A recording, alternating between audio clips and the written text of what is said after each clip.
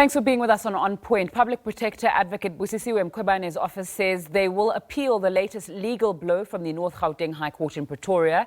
The court ruled against Mkhwebane and ordered that she personally pay 7.5% of the costs for counsel for both DA and CASAC. That relates to the Vrede Estina Dairy farm report, which was found invalid and set aside by the High Court early in May. This is how the judge summed up the court ruling. The failures and dereliction of duty by the Public Protector in the Estina matter are manifold. They speak to her failure to execute her duties in terms of the Constitution and the Public Protector Act. In my view, her conduct in this matter is far worse and more lamentable than that set out in the Reserve Bank matter. At least there, her failures impacted on institutions that have the resources to fend for themselves. In this instance, her dereliction of her duty impacted on the rights of the poor and the vulnerable in society, the very people for whom her office was essentially created. They were deprived of their one chance to create a better life for themselves. Let's stay with the story. I'm joined by Lawson Naidoo from CASAC via Skype. Thanks so much for your time on SABC News. What's your reaction to that High Court ruling as well as the cost order against the Public Protector? Well, we welcome the judgment of Judge Tolmay this morning. It follows on from her judgment on the merits of the case in May this year.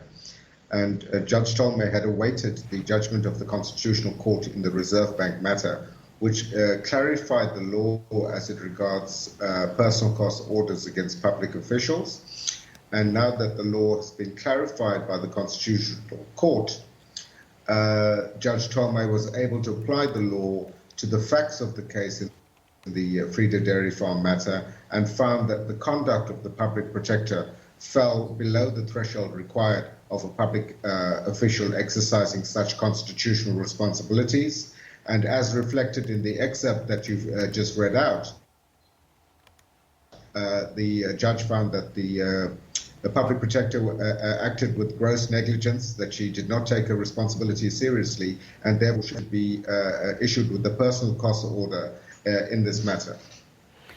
Lawson, when it comes to that constitutional court judgment that you spoke about and public officials, just after that judgment was handed down, the Public Protector spoke about differentiating between a public official and the head of a Chapter 9 institution.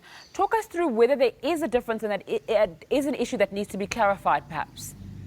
Not at all. I think the judgment of the Constitutional Court in the Reserve Bank matter was very clear that where a public official has a constitutional responsibility to discharge, they are held to a higher standard of conduct, and that was the standard that the court applied in the Reserve Bank case, and it's the same standard that has been applied by Judge Tolmay today. So I don't think there's any distinction to be made there. The law is clear, the application of the law to the facts is very clear, and I see that there should be no prospect of any other court coming to a different decision on this matter. Opa Sekhalwe, who is the Public Protector's spokesperson, saying that the Public Protector is unhappy with that. You saying that there's perhaps no room for appeal, no room for challenging that? Well, having read the judgment, I don't see how any other court is going to come to any different conclusion